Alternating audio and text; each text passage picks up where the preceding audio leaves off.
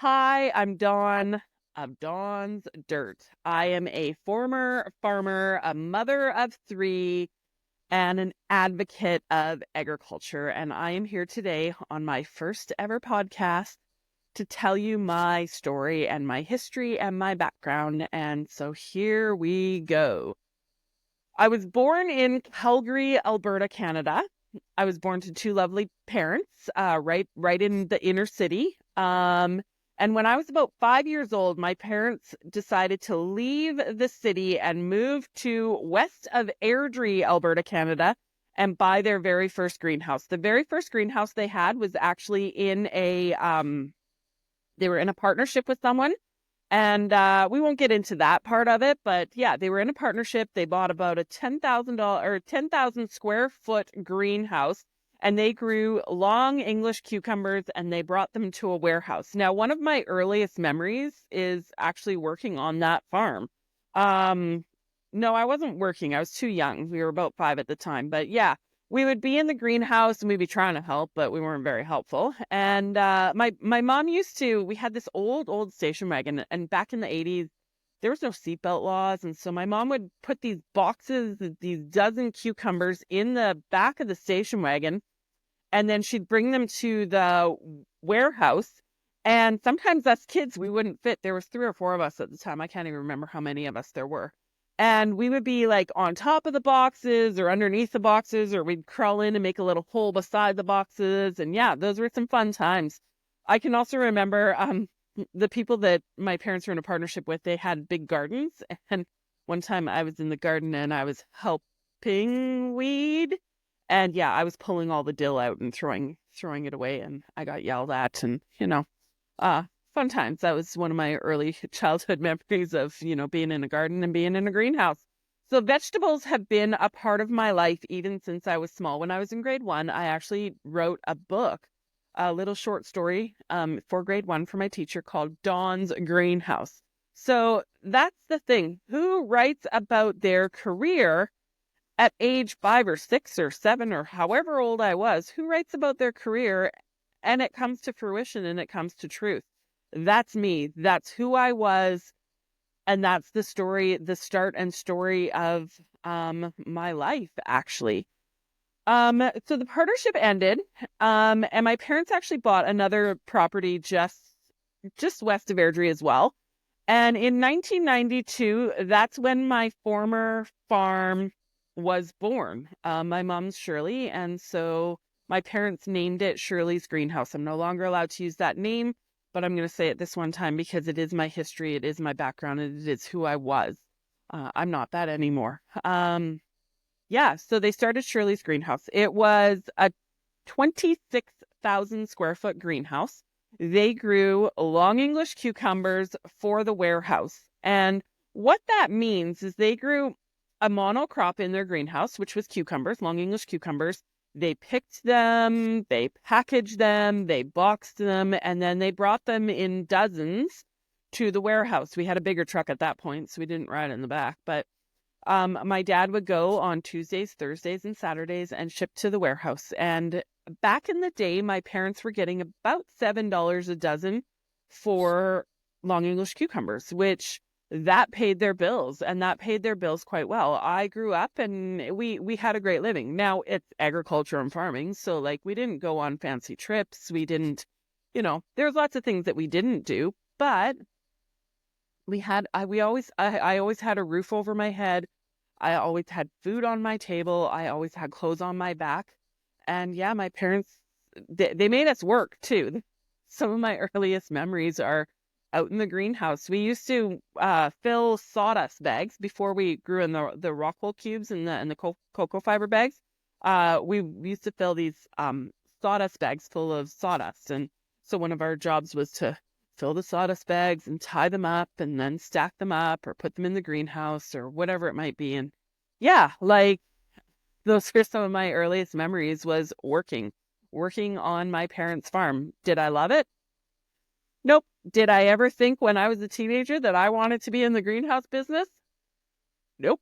That's for sure not. Like, who wants to do what they did what they were made to do as a child? But yeah, life has a funny way of doing things to you. So I was 18 years old. I went to 3 years of Bible school. I went there to marry a man. None of the men looked at me. They were all a little afraid of me. I don't know. I can be too much sometimes. I came back from Bible school. I went to a little church outside of Carstairs and I met my former husband. He was tall, dark, handsome, charming. He told me all about his parents' dairy farm. When I was a teenager, actually, I wanted to be a dairy farmer. My grandparents had a dairy farm. So I wanted to be a dairy farmer, not a greenhouse farmer. Anyway, so this man, he wooed me. He told me all about his dairy farm, all about how he had heifers and how he bred them and how he had his acreage then and all of the things. And I met and married him within a year. Too fast, hindsight. And we'll get more into that part of the story in another story, or another podcast. But yeah, met and married this man. We ended up selling his acreage and we moved out east of Didsbury, and we actually looked into getting into farming ourselves. And the choice we had at that point was dairy farm, which had $1 million price tag, or greenhouse, which had about a $750,000 price tag. My parents were in the greenhouse industry. His parents had been in the dairy industry. Hindsight 2020, we probably should have chose dairy, but we chose greenhouse. So we built this 36,000 square foot greenhouse, and we were going to do the same thing as my parents had. My parents had sold at that point. They sold their greenhouse, and my dad was doing sales and marketing, and we built ours, and we were going to do the same thing. Long English cucumbers to the warehouse. We were going to hopefully make a great living. The problem is bureaucracy. And if you've seen any of my online posts now, bureaucracy is killing farmers. I just actually watched a post here, or an old video from 2019 talking about bureaucracy and how it killed my farm, and bureaucracy killed my farm. But we'll get more into that later. I get a little squirrely, a little off track sometimes. So if you can just bear with me, I will always wrap around. So we built this greenhouse. I knew right from day one that it was going to be a problem. When I'm a very traditional woman, when I got married, I wanted to be the stay-at-home mom. I wanted to be the wife. I wanted to cook and clean and have the babies and do the wifely jobs. I am not a feminist. I wanted to serve my husband. And so when we were looking into which way to go for farming, I said to him, whatever you choose, I will support you. It's your choice. It's your farm. It's your business, and I will work for you. I will help. I'll work on the farm. I'm not afraid to work. But I did not want to run the farm. I wanted to be the wife and the mother. So we built the greenhouse. I was pregnant with our first child, and I knew there was going to be a problem when we were building it. We had hired a builder. My ex-husband was laid off from his job, and it was snowing one day, and the builder showed up. Well, one of the builders didn't show up, and the other guy did show up. And I said to my ex-husband at that point, I said, shouldn't you go outside and help? Shouldn't you be outside building this greenhouse? And he just looked at me and said, nope, that's why we hired someone. And that's the first clue that we were going to have problems. And those problems got bigger and bigger and bigger throughout our marriage and throughout our farm. When you're on a farm, you have to work. You have to give it your all. You have to, if you're a farmer out there and you're listening to this, you know exactly what I'm talking about. When those cows need something, you do it. When the water freezes, you fix it. For me, later on when I took over the greenhouse and bought him out, my boiler was going off in the middle of the night, and I was Christmas Eve, 3 times in the night, Christmas Eve, I was outside fixing my boiler. You do what you gotta do, and you have to work hard if you want to be a farmer. So I guess same thing if you're a homesteader right now and you think it's going to be easy. It is not easy. Be prepared to work harder than you've ever worked in your entire life. Again, little squirrely side thing, but It's pretty important that people know that farmers are some of the most hardworking people out there. No farmers, no food. So we built our greenhouse. We had our 26,000 square feet, no, 36,000 square feet of cucumbers. We were selling to the warehouse. We had bug problems. We had, management issues. We had lack of production. The first years were so hard, and we were running out of money, and we sold off assets to try and keep this farm going. And it was crazy. It was insane. And then my dad was trying to help us. He was trying to get the best pricing, but through the warehouse, the pricing isn't that great. And yeah, we had disaster strike, I think 2 years. Yeah, 2 years after we built the greenhouse, my dad actually had a heart attack. We were downtown or not downtown. We were in Calgary at a function. My dad was speaking to a small crowd. If you want to know who my dad was, just take one look at me and hear me talk. I am so much like my father. It's not even funny. He loved people more than he loved life himself. He was not shy. He was too much sometimes. And he was speaking to this group of people. The woman, it was her birthday party. Her son was going to surprise her. My dad was speaking, and boom, he passed out. And I was pregnant with my second baby, standing right there. And he passed out, and he came to, and then he passed out again and passed away. And that is probably one of the most traumatic, or there's a few traumatic things I've had happen in my life, and that is definitely one of them, is losing my father to a heart attack. And yeah, so we were then left on our own, and the stress of that, we no longer had our consultant. We were relying fully on my ex-husband to run the company. I was pregnant with my second baby. I was working. When I had that baby, I did payroll in the hospital. My ex-husband brought me payroll after my C-section, my second C-section, in the hospital, and I wrote up payroll. Like, again, I can't stress enough, when you're a farmer, you do what you gotta do. Like, we told the doctor, actually, we said, if the baby comes on a Monday, Wednesday, or Friday morning, my ex-husband actually wouldn't be there. He had to work on the farm. He had to wrap those cucumbers. That was more important than even me having a baby. The farm came first. Anyways, I digress. So we had this baby. My dad passes away. My ex-husband took on more of the responsibilities of my mom's now company, or my mom's former company. My dad was running a company. My ex-husband looked after the loose ends on that. I was having babies, and I had postpartum. I had postpartum really badly. My babies were left with babysitters, unfortunately. I always said to my ex-husband, I want to look after the kids, but that's not how it worked. I had the experience to prune the plants. I had the experience to know what needed to be done in the greenhouse. And bit by bit, I ended up taking on more of that workload, and more of the workload, and more of the workload. And my anxiety and stress was through the roof. My postpartum was insane. I struggled a lot with anxiety.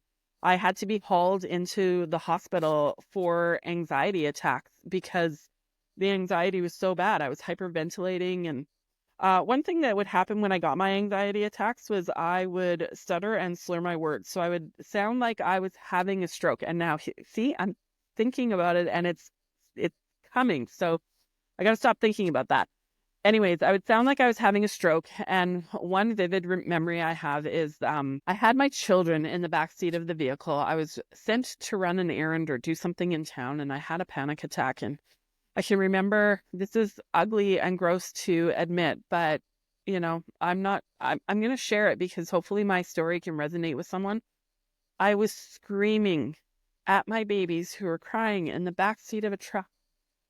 And I was so worked up over what I needed to do and what I had to do and what I wasn't doing in the house and what I wasn't doing for my children. I was so frustrated, and my stress level and the grief and the anxiety and everything, I ended up weeping, sitting in the front seat of my truck, weeping and having a panic attack. And I phoned my mom up, and she came, and I ended up curling up in the fetal position in the front seat of this truck. And I was brought into the hospital with stress and anxiety. I struggled with that over many years. I would even show up at farmers markets, and I would lose my speech, and I would just work through. Here I am sounding like I'm having a stroke at a farmer's market, still talking to customers, still showing up, still doing what I had to do because you can't quit. When you're a farmer, you can't quit. You have to do it. You cannot stop. And I didn't stop. I had another baby. With that baby, we started doing farmers markets. So I was at a farmer's market 3 weeks after a C-section, working a farmer's market with a tiny infant, you know, with my baby at a farmer's market. It's crazy what farmers do. I can hear, you know, you hear stories all the time of farm women who are in the combine or in the tractor or doing what they need to do with their babies. Yeah, do what you got to do. I knew a mom. She ended up having her baby at home because she was dealing with the chickens. Like, she did not stop the job and she waited too long and was working through, you know, labor, and boom, there's the baby. Even my mom was pregnant with her sixth baby and was lifting heavy things in the greenhouse. She was 38 years old, and yeah, the next day had a baby because, you know, she pushed it too hard. Anyway, so we were selling cucumbers to the warehouse, not making ends meet. Things were not going well, and I started my first farmer's market. So I went to the old farmer's market and I brought cucumbers, and we had a handful of tomatoes, and I brought them to the farmer's market, and people raved over our tomatoes. And so the next year, what do? We pivoted, and I went to that farmer's market and another farmer's market, and we planted more tomatoes. And so we had cucumbers and tomatoes. And did we have peppers? I don't even remember. The next year we added peppers probably, and we added another farmer's market, and we added another farmer's market, cutting out the warehouse because pricing. When we were selling to the warehouse, it was $7 a dozen. The warehouse would sell to the grocery store for about $10 to $12 a dozen. The grocery store to the consumer for $18 to $24 a dozen. When we sold our produce at farmers markets, we were getting the $18 to $24 a dozen, not the $7 a dozen. And that is how we made our farm work. See, even at 36,000 square feet of greenhouse, we were small for the industry. We were tiny. We were just shy of 1 acre. And at that point, when we should have built 2 or 3 acres, because that's what the warehouse, the pricing that was being offered from a warehouse could sustain on a bigger scale at 2 or 3 acres, not at 36,000 square feet. So fast forward, we're going to farmers markets, cucumbers, tomatoes, and peppers. We figured out I had my 3 babies. I stopped having babies because I wanted 8 babies. I had to stop because it just wasn't feasible. I was working too hard. And we're doing more and more markets. And I look outside our window and I was like, we have cropland out there. And if we're going to go to a farmer's market with cucumbers, tomatoes, and peppers, we may as well take potatoes, carrots, onions, beets. And so we planted our first 1 acre of garden. And I can remember my ex-husband said that he was talking to his mom inside the house, and they were looking out the window at the garden, 1 acre. And my ex-mother-in-law, who I love, she said, wow, that's a lot of garden. What are you going to do if it doesn't work? And my ex-husband, who knew me well at this point, said, what is she, meaning me, going to do next year if it does work? And, you know, we went from 1 acre to 3 acres to 6 acres to 10 acres to 15 acres of garden. And I sold it all at farmers markets. We just kept picking up more and more and more farmers markets and did less and less wholesale. We were still selling at that point to some local grocery stores.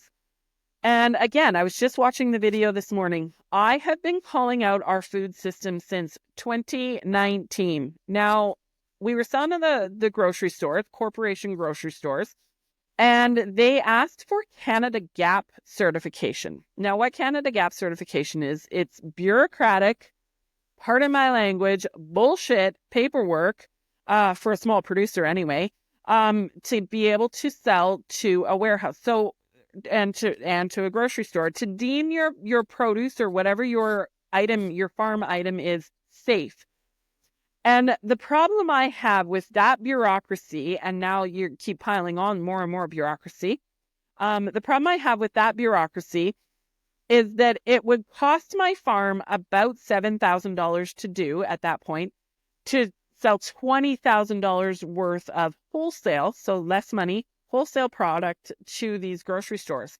And I said, no, I'm not doing it. We're not doing it. We can't afford to do it. It doesn't make financial sense to do it.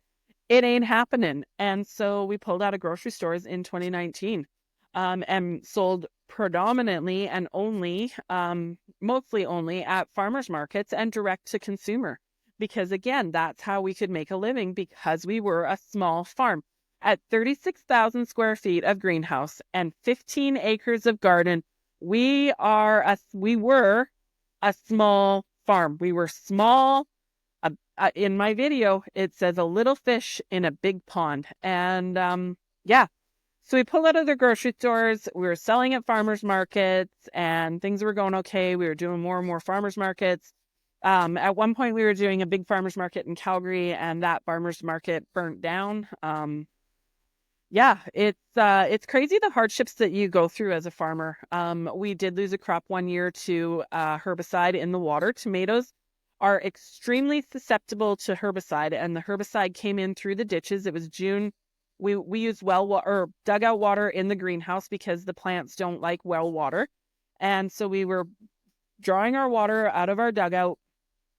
And yeah, our plants, all of a sudden the leaves started curling up and they died, and it was herbicide in the water. So we spent, thousands of dollars again and got a charcoal filter.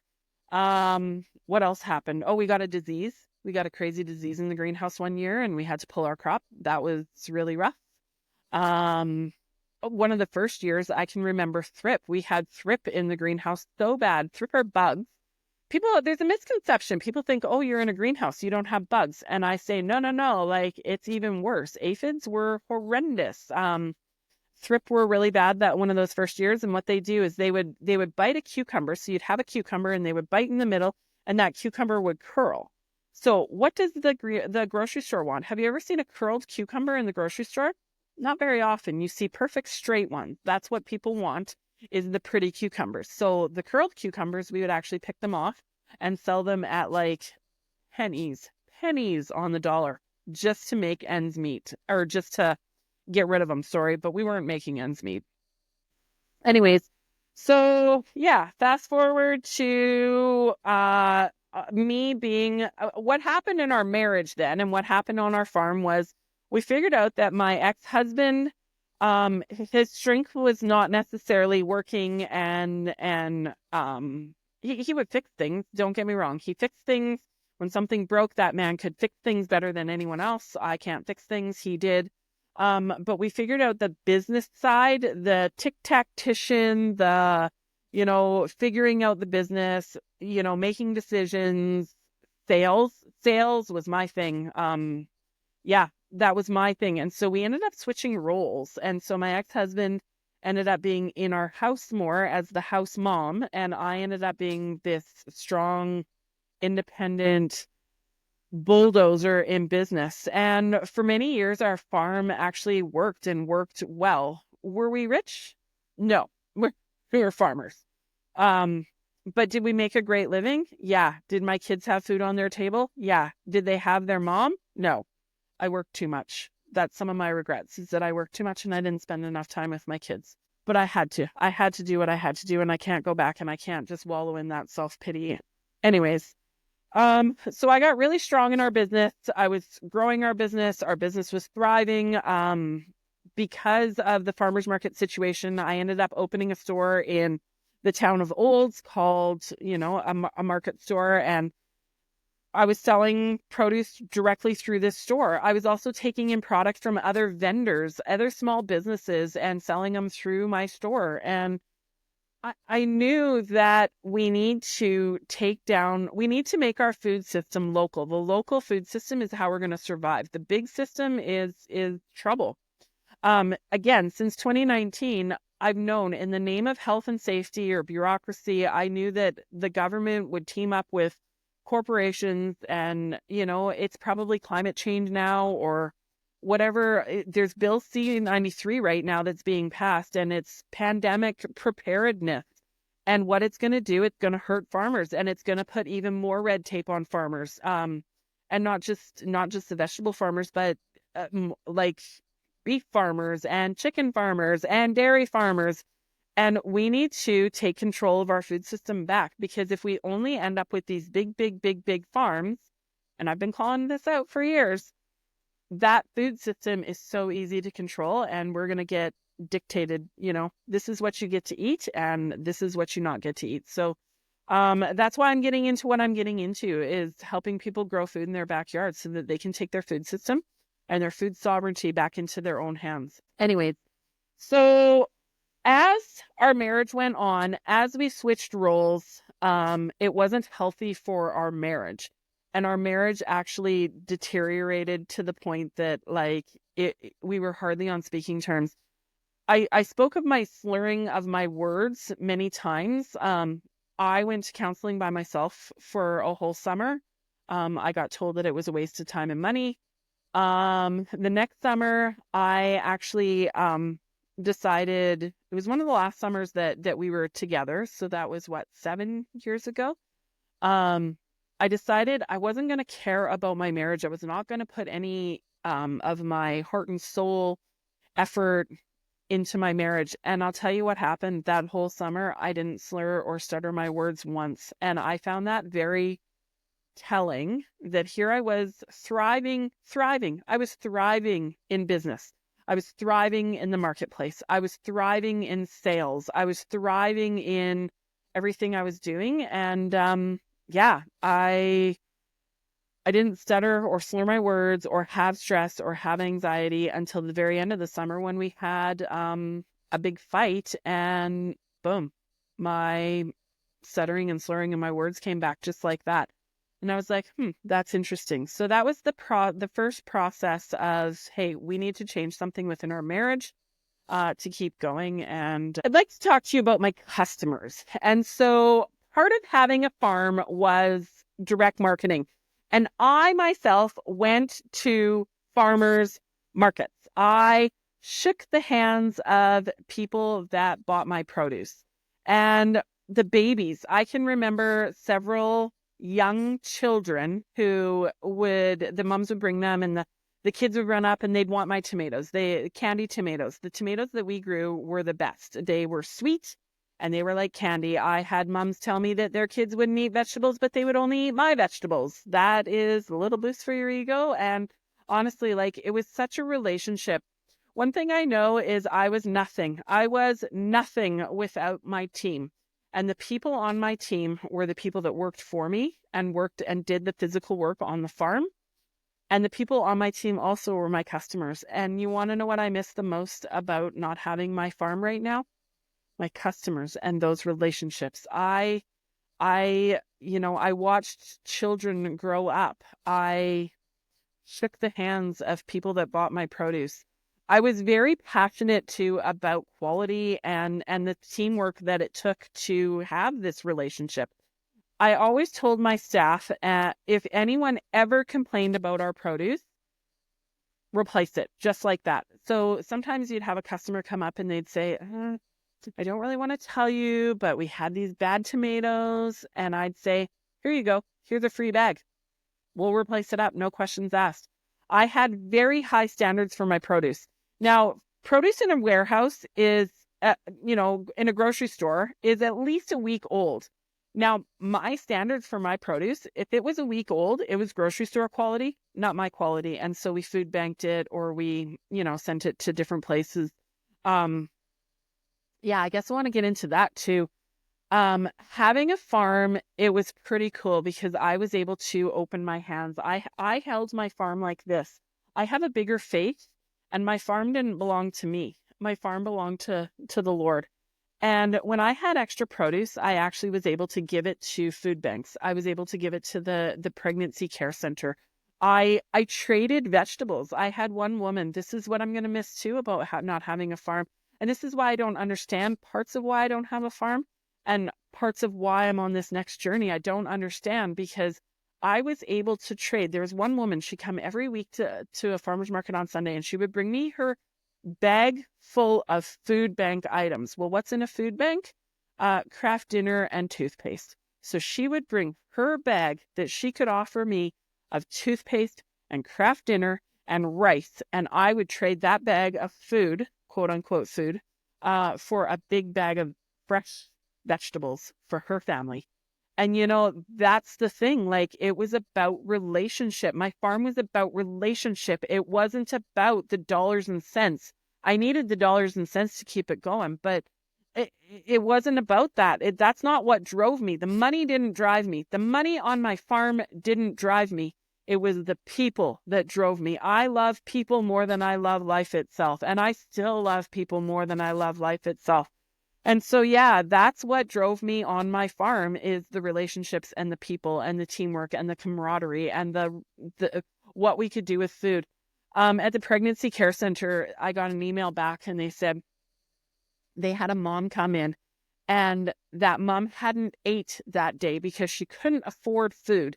So, and she couldn't afford fresh food. So the baby, it was not a small baby, but small child baby, had never had a tomato before because the mom couldn't afford tomatoes. How wrong is our food system when you can afford the fucking craft dinner, but you can't afford the tomato, or you can't afford the beef? That's real food. Like, anyways, I digress. So this mom came in, she was offered a tomato sandwich, and that baby was able to eat tomatoes for the first time because the tomatoes that I was able to, not of my own hand, but because of something bigger, give to that pregnancy care center. And yeah, like, it's stories like that. It's the things like that I miss the most. So again, share my podcast, put it out there. We'll see where this goes next, because we need to change our food system. We need to change our food system so bad. And we need to make it a local food system. Buy from your local farmer. Buy from your beef from your local farmer. Skip the warehouse. Skip the grocery store. Skip the corporations. Skip the bureaucracy and go directly to the farmers to get your food. We the people need to change our food system. Yeah, I can't preach it enough. I can't say it enough. I can't, scream it enough that if we don't start taking our food system into our own hands, it's going to be a dictatorship. And I'm not trying to put the fear in you. I've just seen it. I grew up in the industry, and I've seen it happening right before my eyes, and I'm calling it out. Let's get into the pandemic, actually. When the pandemic hit, I had people, we remember the toilet paper wars, right? So we had these toilet paper wars in the pandemic, and I had people honestly phoning me up. Dawn, you have food, right? And I'd say, yes, I have food. And they would feel floods of relief. I'll never forget the one, it was over a year into the pandemic. And people were worried because we had these um, remember the QR codes and the paperwork, and you can do this and you can't do that. And if you're the unvaccinated, you're of the unclean. And, and people were worried about what they were going to do and where all of it was headed. And rightfully so. Now, if you're vaccinated, great. Like, if that was your choice and that's what you wanted to do, great. Like, your body, your choice. But there was people in our society that really felt ostracized. They were having to choose between the vaccine and their jobs, which is food, really, because you can't buy food without a job. And it was some scary times if you made the choice that went against the narrative, went against the grain, went against what you were being told you had to do to be a good person. I'm here to tell you today, I'm not vaccinated. I was a bad person. Yeah, someone tried talking me into it. And, she made some really great points. I love her. I miss her, actually. She's one of my customers. And she said, I can give you a hug if you get vaccinated, and I can't if you don't. The manipulation behind that, not her fault. It's the narrative's fault. I do not blame this woman one bit. And if you ever listen to this, I still love you. I still care about you. I care about your kids. Your baby was one of the first ones that ate my tomatoes. So, but the manipulation behind that. And she came up to me a couple weeks later and said, did you get vaccinated? And I was thinking about it. I honestly was. And then our government said, you're a good person if you get vaccinated, and we're going to pay you $100 to get vaccinated. And I'm like, fuck you. If you have to pay me to be a good person, and I'm not doing it out of my own whatever, heart and soul, I'm not doing it. And why are you having to pay people to be good people? This is crazy and ridiculous. And I started questioning everything after that. Anyways, again, squirrel, I digress. This one woman came up to me a year later at a farmer's market. She brought her mom, and with tears in her eyes, she said, "Are you a farmer?" And I said, "Yes, I'm a farmer. I have a farm. I grow food." And she said, "I'm so worried about my mom. If something gets worse, where will she go? What will she do?" This woman was from Vancouver Island. She knew her farmers on the island, but her mom was in Calgary, the city of Calgary, and didn't know farmers. And I said to her, I said, "Here's my personal cell number." I gave it out all the time. "Here's my personal cell phone number. Get your mom to phone me. Get her to come out to my farm. And if shit really hits the fan," which thankfully it didn't at that point, I said, "You come to my farm." And that's the thing. I felt so responsible for people and their food. It was a great responsibility.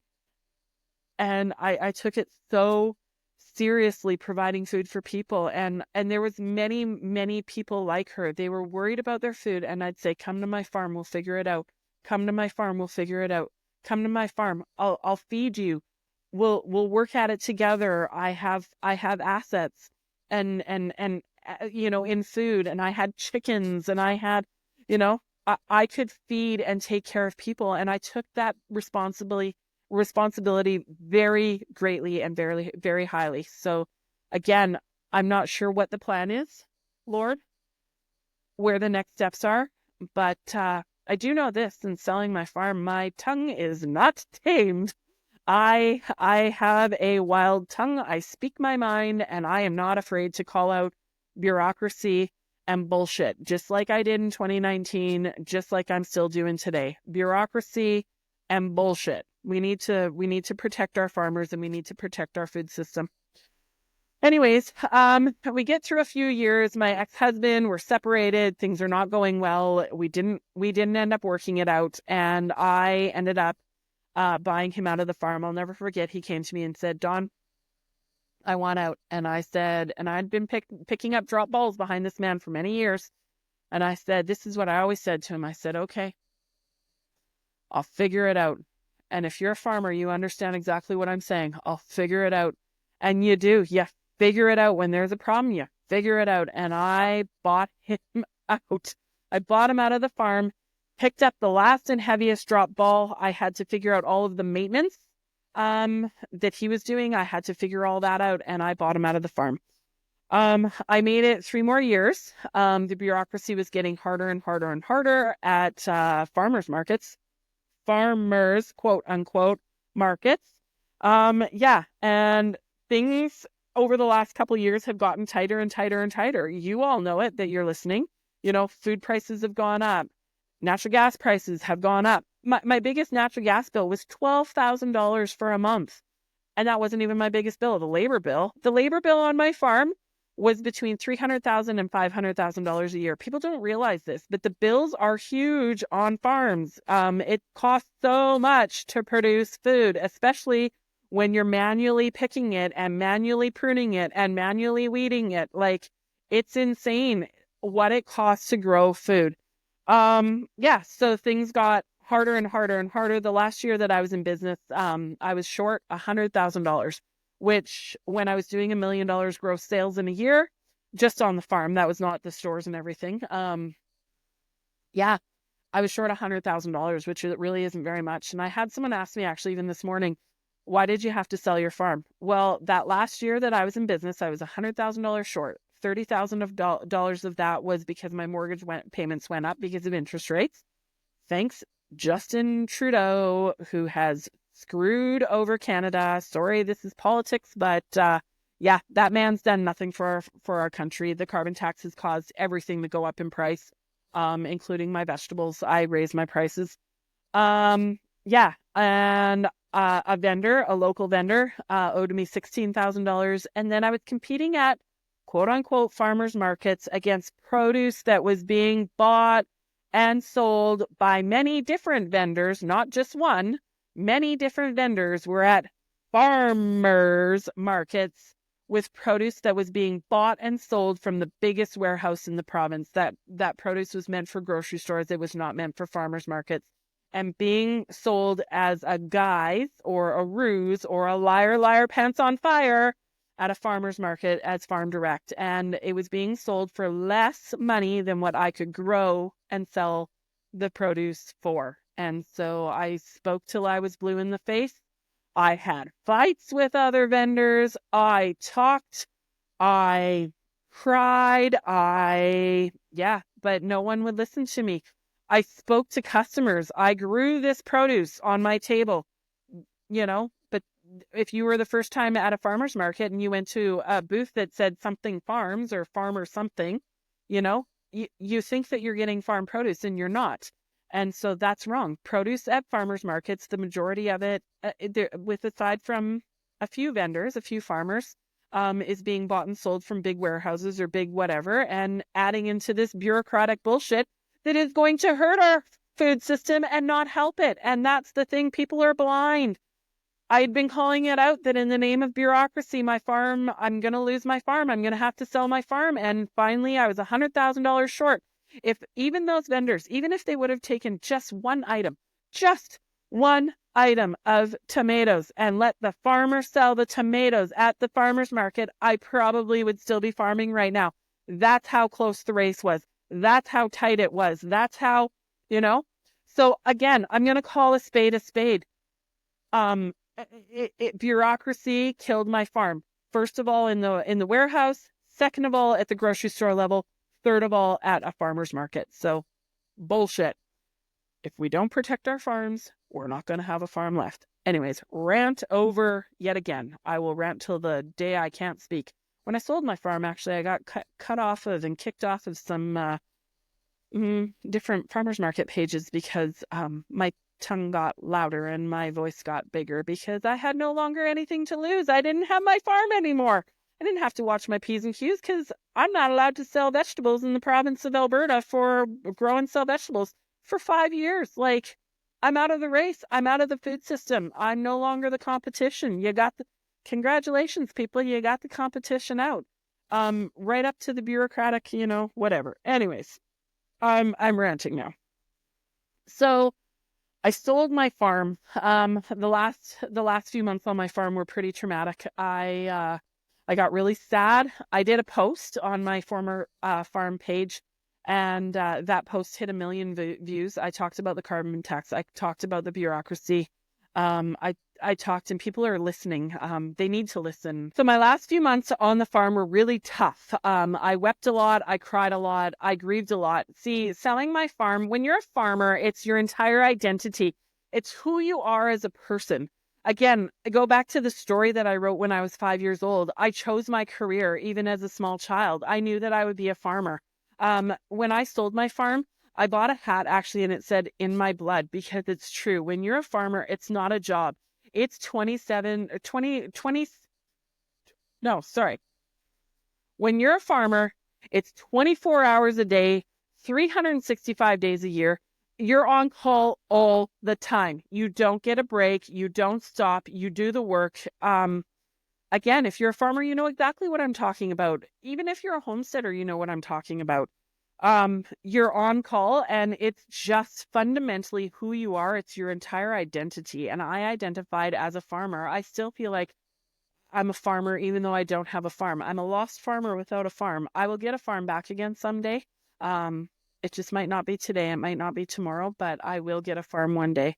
So as I'm selling my farm, as the chips are falling, as I'm no longer $1 million in debt.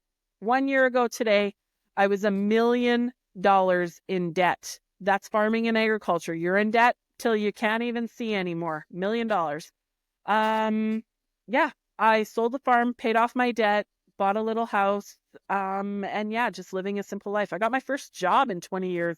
That was quite the experience. I also got fired from that job because I call out bureaucracy, and when there's injustice, I call it out. I'm not shy about that. So, so I'm looking at what's my next step? What's my next career path? And I took an online business course, and I feel called. I'm coming off that mountain of farming, feeling like, why did I have to leave that? I know what it was able to do for people. I know the food that I was able to donate or give or sell, or the relationships that I built and created. So why? Why am I selling this farm?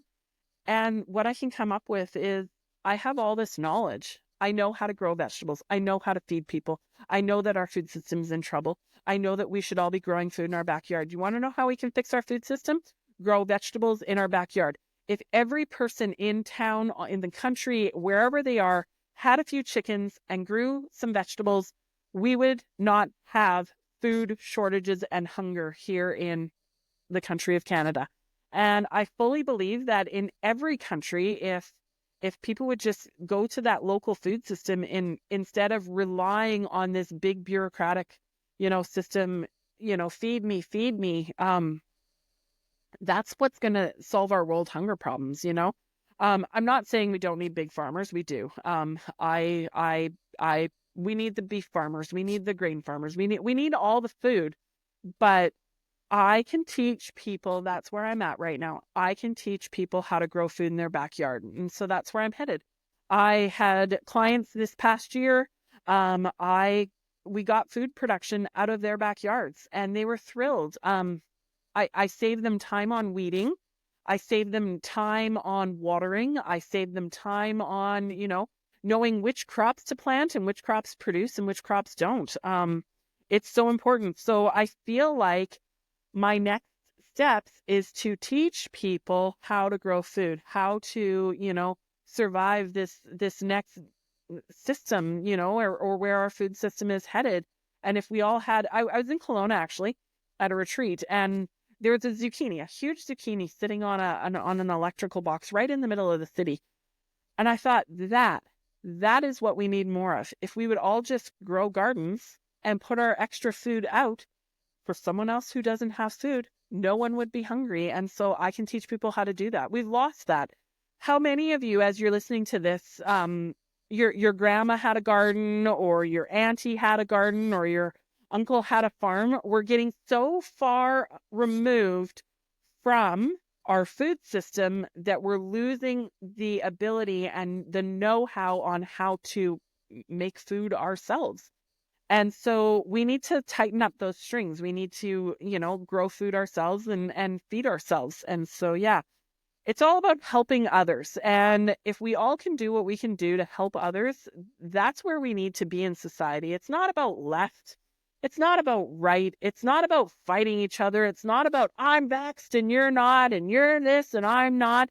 It's about working together as communities, building more relationships. Again, we've got all this social media stuff. We're so far removed from, we get our groceries online. We're so far removed from people that we need to build people back into our lives.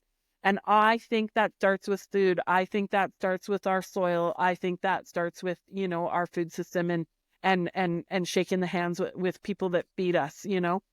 Without farmers, we don't have food, just like my hat says. And yeah, so my biggest fear moving off my farm was actually, how am I going to feed my kids? And so thankfully I landed in the country. This year I had some small garden boxes.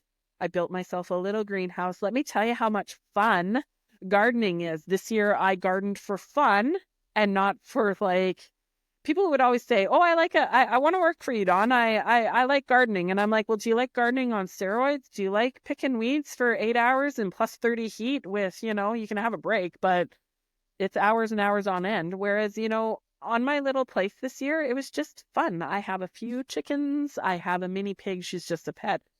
I could eat her if I had to, because I still am a farm girl at heart, but she's just a pet. And yeah, I have food for my family. I was so worried about, if shit really hit the fan.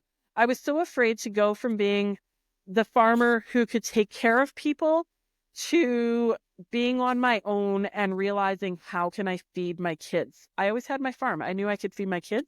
Without my farm, I'm like, what am I going to feed my kids? And yeah, so this way I'm able to grow produce and just for us and for my own family, and eggs for my own family, and it's just fun. So yeah, if you give a man a fish, he eats for a day, and if you teach a man to fish, he eats for a lifetime. And so yeah, if you need help growing a garden, if you want to learn more about how to grow your own food, even if you live in an apartment someplace, you can grow a lot of food just even on your balcony. We can choose which crops to grow. We can, get those skills.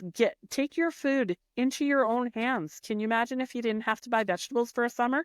How much money you would save, right? Like that's the thing. A package of seeds is, $2, and that will turn into, you know, lots and lots and lots of food that you wouldn't have to buy in a grocery store.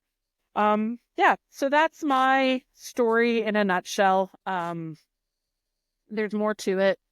Uh, Reach out on my social media, Dawn's Dirt, if you've got questions or comments or things you want to hear about or more topics you want me to talk about. Or yeah, I'm looking forward to this next journey and seeing where the Lord takes me next. And yeah, thanks so much for listening, and share this with your friends. No farmers, no food. Food's so important to people. It sustains life. It's who we are. Thank you.